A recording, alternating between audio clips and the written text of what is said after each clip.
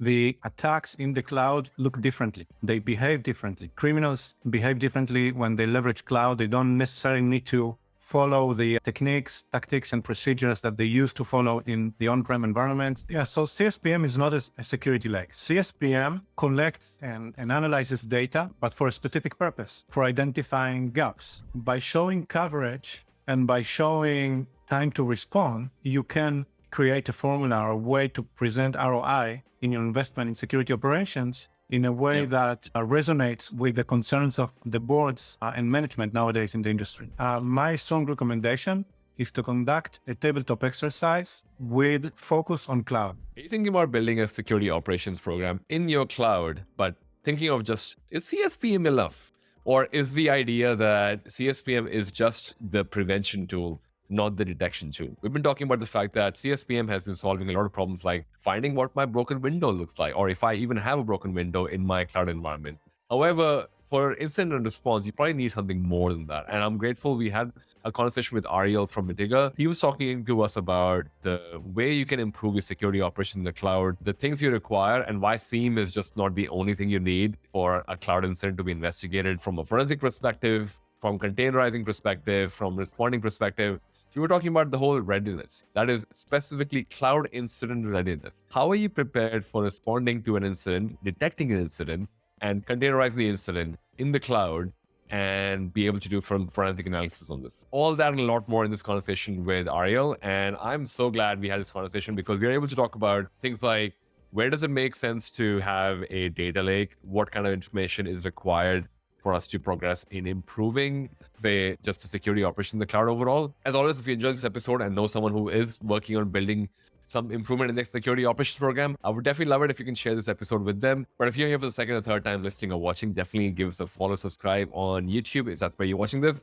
But if you're on iTunes or Spotify, definitely give us a review or a rating. It lets the algorithm know that you enjoyed the content. It lets us know that you enjoyed the content and you want us to create more of these kind of conversations around the same topic. Because let me be honest, incident response in the cloud is not spoken about enough. So there's a lot more incident response conversation coming on Cloud Security Podcast throughout 2024. So watch out, world. Incident response in the world of cloud is going to get a lot more attention on Cloud Security Podcast, which is the biggest community of cloud security people on the internet. With that said, thank you so much for your time. I hope you enjoyed this episode and I will see you in the next one. Peace. Hello, welcome to another episode of Cloud Security Podcast. Today, I have Ariel and we're talking about something interesting, something that I have felt we haven't spoken about enough. But before I dive into the whole incident response and the readiness behind incident response, Ariel, could you just share a bit about yourself and your cybersecurity journey, man? Yeah, of course. Hi, Ashish, and great to be here. Thank you for having me here. My background in cybersecurity starts back about 25 years ago when I started my military service back in Israel in the Israel Defense Force. I joined a unit named 8200. Back then, it wasn't a very famous unit. Today, it's quite famous. This is a cyber elite unit in the IDF. And I had the privilege to serve there for 23 years, started as a security operator and retired as a colonel. And for most of the years, I've been dealing with operations, cyber operations, offensive cyber operations. My opponents were security operators. So I moved to the other side now. And through the years, I needed to build this expertise of understanding how security operators work, what their strengths are, what their gaps are, capabilities, blind spots, so I can go unnoticed, or my team can go unnoticed when they're operating against these security operators, bringing these insights into the industry nowadays. I always feel like investigation and responding to this investigation are like fundamental skill set, like most people would already be aware of. How has that changed in the world of cloud? Yeah, I think several aspects of change when we think about the shift to the cloud and security operations. The first kind of obvious change is that we're adopting new technologies. And in order to provide security operations solutions for security operation activities, we need to acquire this new knowledge of new technologies, cloud computing, infrastructures, platforms, SaaS, terms that people were not necessarily used to. So a new technology is one of the things, one of the factors that are influencing here in this change. The second one is the variety and complexity. As we move to the cloud, I believe that while we are getting a lot of benefits from this shift, the complexity and variety increases, which poses a risk to security operators. Third one is the introduction of a new concept, and this is fundamental. The move to the cloud introduced a new concept of shared responsibility. Now, for security operators or security people in general, the shared responsibility is quite a tricky concept, right? What does it mean that I'm sharing responsibility with Amazon, with Azure, or Microsoft, with Salesforce, you name it? What does it mean? At the end, if something happens, is it going to be me fired or them? So what does it mean to share responsibility? This is new for practitioners and didn't exist back then in the traditional on-prem environments. So a new concept that introduces new challenges. And the last one is the fact that not only the technology is changing for us as defenders or users, but also for the attackers. And the attacks in the cloud look differently. They behave differently. Criminals behave differently when they leverage cloud. They don't necessarily need to follow the techniques, tactics, and procedures that they used to follow in the on-prem environments. They can either implement them differently or add new TTPs. And it means that the anatomy of an attack is different nowadays. So the anatomy of an attack, new technology for us that we need to adopt, a new concept of shared responsibility, and the fact that there is inherent variety and complexity in this new world. That definitely explains some of the security gaps we have, I guess, just as we kind of transition from on-premise to the world of cloud as well. We started the conversation by talking about cloud incident preparedness. How do you define cloud incident preparedness? And as much as a mouthful it is for a lot of people, I'm curious to at least simplify it for people, because I think we talk about incident response, we talk about incident preparedness, but what is cloud incident preparedness? Yeah, I think when we talk about incident preparedness or readiness, we can use both. Conceptually, it is a metric or set of metrics that allow us as defenders to assess how ready we are to respond rapidly when a malicious activity happens. Now, let's talk about the overall world of security. There is, on one side, the effort to prevent cyber attacks from happening. And this is very important, and we're all invested in that. You assume that eventually some of these attacks can be successful. Then you start thinking about the detection, investigation, and response. Incident readiness or incident preparedness means how efficient or how ready you are to efficiently identify, investigate, remediate, contain, remediate, and respond. The more you are ready, the more you will respond efficiently and effectively, the less the impact will be. And so while with prevention, you're focused on reducing the probability of an attack to happen, with response, you're focusing on reducing the impact. So preparedness is actually how effective you are in reducing the impact of a cyber attack when it happens. And then the question is, how do you measure preparedness? And there are different aspects of it. I think when it comes to the cloud, the two main factors for defining preparedness, the first one is visibility. And what do I mean by visibility? So when it comes to responding to an incident, the first thing that you need to do is understand what happened or what is happening, where it is happening, when. And so you can make your decisions with regards to containment, to remediation, et cetera, et cetera. In order to understand what happens, you need to have the forensic data, the telemetry, the logs, so that you can look and extract the story. The logs are the places, so to say, the places where the footprints of the attack, the traces of the attack. So you need to have these traces of the attack in order to detect and investigate and respond. And readiness or preparedness means that you are well positioned in the fact that you, in the sense that you have the data to investigate. So one of the components of preparedness is, do you have the right data in place? Otherwise, where do you even start if you don't even have the data to begin with? I loved how you explained that, how people go down the path of just understanding, am I prepared for this? Can I detect it? Can I contain it? Can I respond to it? Each one of those components are pointless without the actual data being there in the first place. We start talking about, hey, we've transitioned on from on-premise to the world of cloud. Is this easier to do in the cloud world than compared to an on-premise world? So actually, when we think about the readiness in the sense of having the right data, in the on-prem environment, generally speaking, you are the owner of your domain, you are the owner of your data center.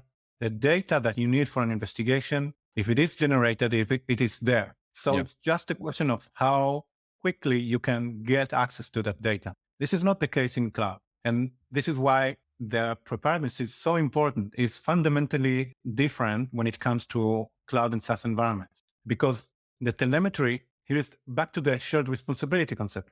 The telemetry that is generated, where the footprints or the traces of the attack are when the attack happens, is not yours. Is provided or generated by Microsoft in their environment, Office 365, in their logs, or Azure, or Amazon or Google or you name it. If you don't do certain things in advance, you do not have the data available when you need it for an investigation or for a detection and a hunt. And we have encountered more than a few cases where attacks happen in certain environments. Investigators were deployed to conduct investigation. They realized that the data is not there. And if during a crisis you try to retrieve this data from the vendor, it's almost impossible. Either they're not storing it, or you need to go through a process of procurement, or they can't provide it in real time. And so this is why preparedness is substantially different when it comes to cloud because of the shared responsibility. Would you say the shared responsibility is also, for lack of a better word, to what you said about there might be delay in how quickly you get the log from an incident as well? Whatever the delay is based on the shared responsibility, even having an understanding of that as a program for building incident response, that goes a long way. Because to your point about preparedness, oh, I had the right skill set in the team, but you're still relying on your cloud service provider to give you the information at the right time so we can make the right call. The reason I say that is because most people would rely on a CSPM for this. They would look at, oh, my CSPM is looking after my entire network, my entire cloud footprint. Shouldn't that solve the incident preparedness problem, like at least the preparation part? I think it doesn't. And I think there is a misconception in the industry with regards to what CSPM is supposed to do. And there are more than a few companies that are providing great products for CSPM. But CSPM conceptually, it is supposed to do, and it does, is identifying the gaps in your posture. Or in other words, understanding what could happen if a malicious actor would try to attempt to break into your system. What could happen? Or sometimes they use the allegory of, do you have an open window in your home or office? Or is the lock broken? And so basically CSPM is focused on identifying these open windows, these broken locks or non-existent locks or keys out there, which maps to, can something bad happen to you? And then it is important to fix these holes or gaps so that you reduce the probability of an attack to happen. Yep. This is what CSPM does. For that purpose, they collect data, but they collect security data focused on this specific problem, which is posture. But conceptually, when this is completed, there is still an approach that says, okay, cyber attacks are inevitable. Assume breach. And then the question is, what do you do? Not to answer the question whether something malicious could happen, but rather whether something did happen, and if so, how, when, and what happened exactly. This is a separate problem. This is not CSPM. This is where now Gartner, in the cloud, Gartner calls this CIRA, Cloud Investigation Response Automation. CIRA starts where CSPM ends. So you do everything that you need to do to find the gaps in your posture, you fix them, constantly fix them. But then when you need to detect, respond, and investigate, you need to collect a different type of data. You need to process it differently. You need to store for larger amount of time frames. You need to investigate. You need to respond. It's a different problem, and CSPM doesn't solve it. And do you find that, I think it is the problem being the fact that we are looking at CSPM as a tool to not just detect that there is a hole, there's a window open, but also we're trying to investigate with that as well. And it's not an investigation tool. Is that what you're trying to say with CSPM? Yeah, and I don't think that the CSPM tries to to address this pain. This is not an investigation tool. CSPM is a great tool to identifying and fixing posture gaps, which is, I would say, phase number one in your cloud security maturity. Phase number 1 or 0 is, okay, let's make sure that all my controls are in place and that I have anything open. Now, this is not enough because eventually you're going to be breached. In order to have the full stack, you need to have the CIRA solution, the Cloud Investigation Response solution. So you can actually investigate it and do it. Because the way I see that was traditionally people would use a CM to make the call for, okay, I'm going to find out all my windows are open or if my door is broken or whatever and quickly fix that. But the reality also is that a lot of people send logs to a SIEM provider. They don't really technically, you still store them in the cloud, but you are pushing it outside of the cloud to a SIEM provider to investigate. So there's almost like doubling up of that work, for lack of a better word. Is the approach to sending logs to SIEM for cloud, is that wrong then? I think moving to SIEM or focusing on SIEM is not the right approach for cloud forensic or for cloud detection and investigation. And the main reason is that the original architecture of a SIEM wasn't necessarily designed for investigation. Even in the on-prem days, if you go to a forensic investigator, like the veterans of the industry, they never use a SIEM for an investigation. When you need to go deep, data, they go to the sources of the data, not through the SIEM. And so the SIEM basically was designed for triage and alerts near real time or real time of on-prem telemetry, and now expanded to cloud. The problem is that when it comes to cloud, the amount of data, of telemetry that is generated is significantly bigger,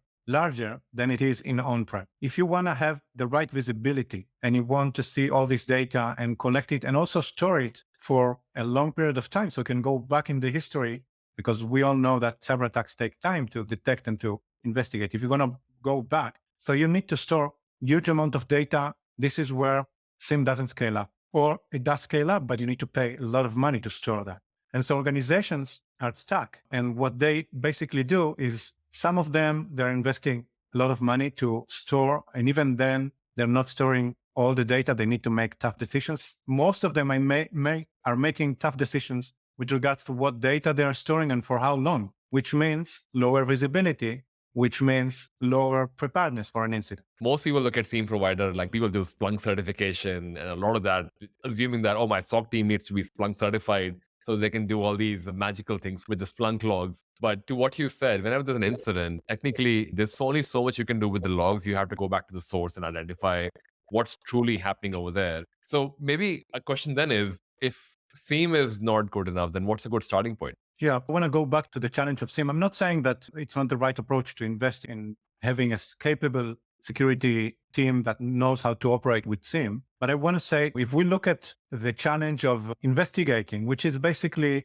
looking at a lot of data and figuring out what happened, there are different levels of depth that you can go to. You can conduct certain levels of or certain phases of the investigation with your SIEM on one end, and it may be good enough for certain phases of the detection and response, but you need to go deeper into either the source of the data or cross-correlate with a lot of data, or go back to in history and correlate with historic data. This is where you need significantly more capabilities closer to data scientist capabilities or data engineering and science capabilities. And this is where the gap exists between what SIEM provides in terms of the ability to investigate and the other extreme, which is having a security team full of data scientists, which is great, but not feasible. There is a gap there that needs to be closed by providing solutions that can go in the middle and close this gap between the initial level and the expertise level. And this is one of the challenges that I think we're facing nowadays in the industry. I definitely understand the part about deeper cloud visibility, because I guess a SIEM can only take you so far in terms of logging information. And then there is a added context of you need to know what a service in Azure, Google Cloud, or whatever the cloud is, to even understand the context of, is this a severe risk, or is it SEV 1 or SEV 2 or SEV 3, whatever this is. I guess the question I'm coming from, and I'm 100% with you, that SIEM has that gap of it would not give you a deep cloud visibility. And then there is the other gap of that, yes, you may have a SOC team, which may not be skilled enough to bridge that gap as well. Where do you think is a good starting point if there is a gap that is already in between that? I have a team of experts who probably know something about SIEM and something about investigation. I have a SIEM which doesn't give me deep cloud visibility. How are you seeing people approach that gap at this point? I can share the way we at Mitiga, and I personally think that this gap needs to be addressed. The first component of this gap is having a security data lake. Not necessarily replacing your SIEM, but having a security data lake where you can store, and there is a lot of depth in the word store, but basically collect and store data from your cloud sources, telemetry, logs, and forensic data, so that you can store it for a long period of time so you can use it. So the first component of it is make sure that you have or build or prepare a forensic data lake or security data lake. You still have your SIEM. Maybe some of the data that you're storing in your SIEM, you can move it to that security data lake. You can save some cost in your SIEM, but you need both. Then the next step is integrating between these two and having this middle solution where you can continue to investigate using your SIEM, but get the full visibility, flexibility, and depth that data lake provides. And for that, you need an interim solution, which is, for Mitiga, is an expert tool, integrates with SIEM and works on top of the forensic data lake and allows users to investigate deeper, to go deeper into the data without having the full expertise of data science and all that, where you can't really build this expertise in every single company. Maybe it's worthwhile noting that companies like Netflix and others already hire for data scientists in their organization in the cybersecurity team because of the same thing that you called out, that a lot of people are looking at the fact that we need more deeper information than just what the logs we're providing. We need a bit more timeline or whatever else. And that's technically a data scientist. That's not a security person. That's already very evident, I would say, at this point in time. But would you say if you already have a CSPM, shouldn't that kind of be a start? I feel like that could be a data lake or a detection point as well. Or is the CSPM missing something?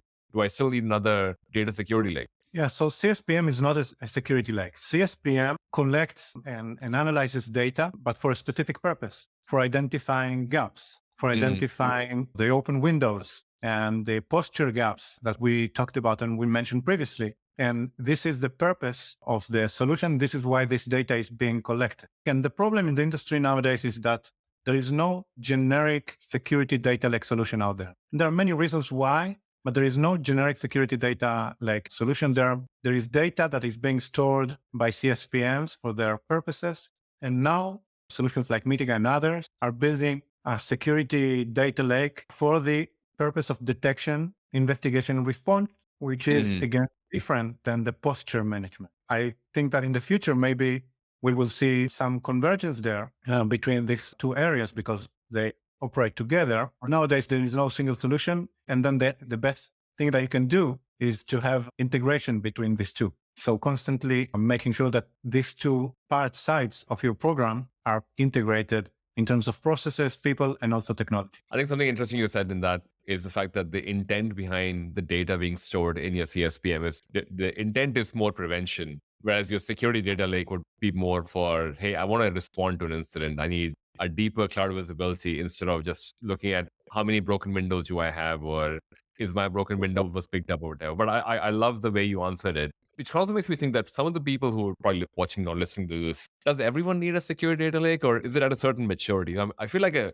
single small startup company might be an overkill, but I don't know, where do you stand? Because obviously you mentioned you have your personal preference for how the gap should be filled. At what stage should someone consider a secure data lake? I don't have a specific formula for calculating it's the right time, but I would say it's a matter of maturity. The transition to the cloud, obviously the first need is to make sure that your posture is correct. And this is why the CSPM industry is so evolved. But I think as soon as organizations start having a significant presence in the cloud, and as soon as their business relies on cloud operationally, and as soon as the crown jewels are in the cloud, you need to address the question of what happens when the inevitable cyber attack happens. This is an approach. You can always say, okay, I'm going to invest 100% of my resources in preventing a cyber attack from happening. But we are veterans of the industry. We know that this is impossible. And so immediately when there is a level of maturity, when the security team say, okay,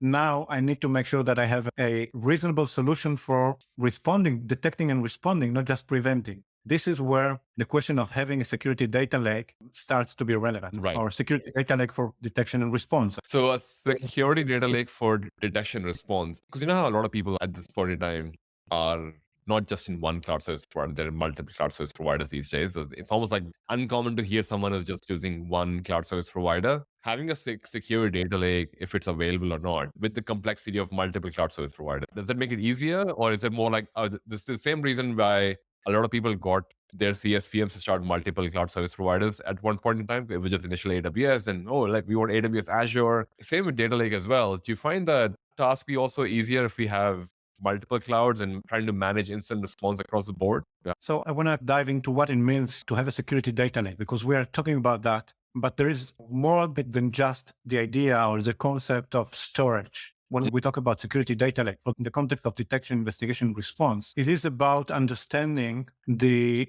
information that the cloud vendors, be it infrastructure, platform, or SaaS or applications, generate, and being able to understand how to use it for investigation. So the security data lake is just the output of this kind of effort in understanding what data is needed, how this data tells the story, how can I get the data, how do I parse it and pre-process it so that it will be useful when I need to detect and investigate. and how do I store it in a cost-effective, cost-efficient way? This is the depth behind the word security data lake when I use it, at least. Now, to your question, if I need to just be the expert of one type of cloud or one type of source of data, let's say that I want to have a security data lake and have all the forensic data for my Office 365. So Office 365 have, I don't remember, 3-4 different sources of data, audit, trace logs, and some other sources of data. So I need to be the expert of this, how these logs look like and how to collect them and how to store them and pre-process them. By the way, once I do that, Microsoft can easily change the way that telemetry looks, and I need to continue doing that. So there is a huge effort. Now, if I want to do that for Office 365 and Google Workspace, then the effort is bigger. And if I want to do that and for Salesforce and for Google, for GCP and Azure and AWS, the more I need to cover, the more I need the expertise in the logs, the more I need the research, the more I need to build the ability to collect the data, pre-process it and store it. So the simple answer to your question is yes, it's definitely more complicated or less complicated if I only focus on one specific cloud provider or application or platform. And to your point about the fact that Microsoft or Google or even Amazon for that matter can decide to change the way the logging is done, goes back to what you were saying about the data security is the output of what you want to be able to investigate rather than, hey, I have collected all my logs in one location. I'm glad you called it out because most people, and I'm sure I'm guilty of this as well in the past as well. When I hear data security lake, I'm just thinking, sure, my logs going to theme, they're now going to a data security lake. Why am I having both of them? But to your point, it's not. It's more for a deeper understanding, deeper visibility of it. Based on what we have spoken about from a data security perspective, to do security operations better in the cloud, for leaders or VPs, directors who are listening to this conversation, thinking, yep, you've sold me the idea that I can do security operations in the cloud better. What would be a good way to show ROI to the leaders for why is there a need for this? Or at least for me to even revisit this conversation. I think that there are two ways. We focus on two ways to quantify the value of a solid security operation program. The first and trivial one is time to respond, or if we go to the full flow, time to detect, investigate, and response. And this is very trivial. If it wasn't until a few months ago, thanks to the SEC and new rules that demand a certain period of time for us to report on cyber breaches, it is clear now that time is of the essence when something happens. As time goes by, the damage increases, the cost of the breach increases, and there are many researchers out there with figures and facts about the cost of a breach. So it's easy to find the multipliers. And so the first metric would be time to respond. How quickly can I detect, investigate, and respond, and associating this time to risk and cost. So the faster you do that, the higher the ROI is going to be on your investment because the damage of the incident is reduced, and more so again with the new regulation. The other metric is the coverage. So if the first metric was how fast I can detect and respond, the other one is how broad is my coverage or my ability to identify different types of attacks. One of the metrics that we use, and it's very common out there, is a MITRE ATT&CK framework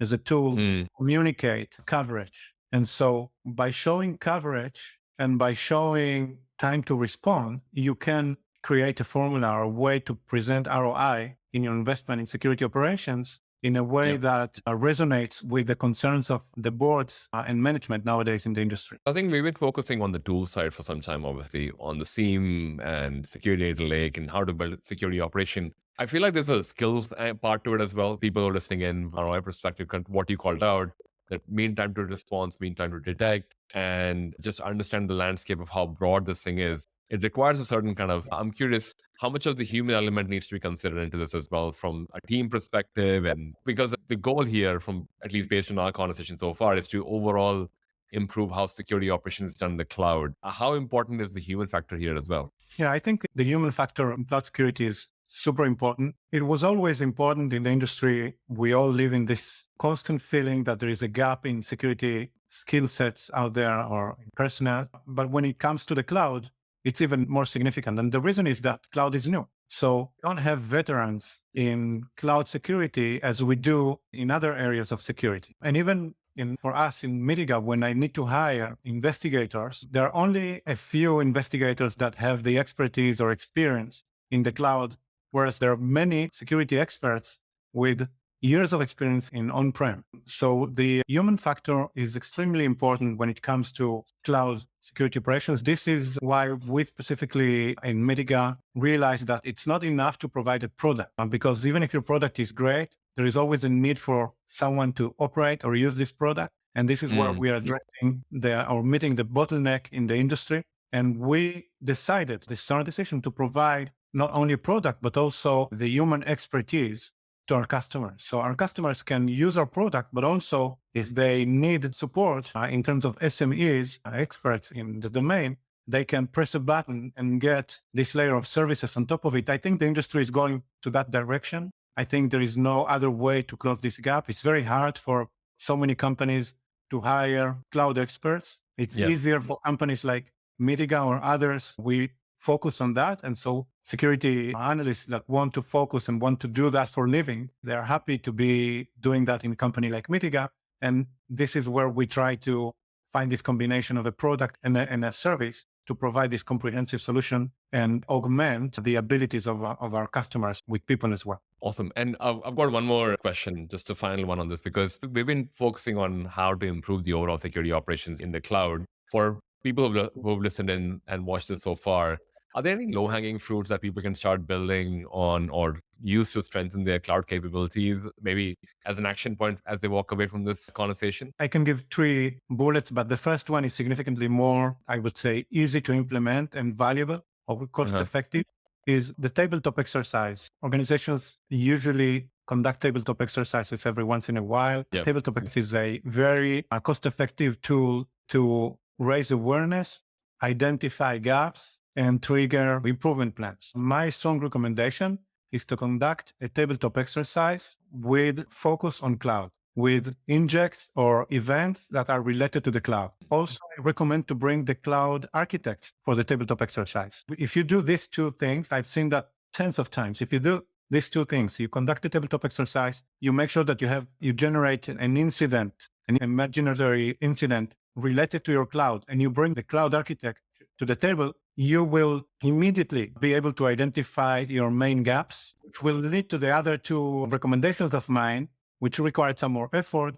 The first one is assessing your visibility, is understanding what data you're collecting, how valuable this data is to detect, investigate, and respond. This is the second bullet. And the third bullet is to build a readiness plan as a result of the visibility assessment, a result of what you found in your tabletop exercise focused on cloud. Awesome. I love it. So that's most of the technical questions I had. I've got 3 non-technical questions. First one being, what do you spend most time on when you're not working on improving the security operations in cloud world problems? I can talk about several things that I do in my spare time, but my real passion is music. I'm a musician. I play the saxophone. I used to play the trumpet and other instruments.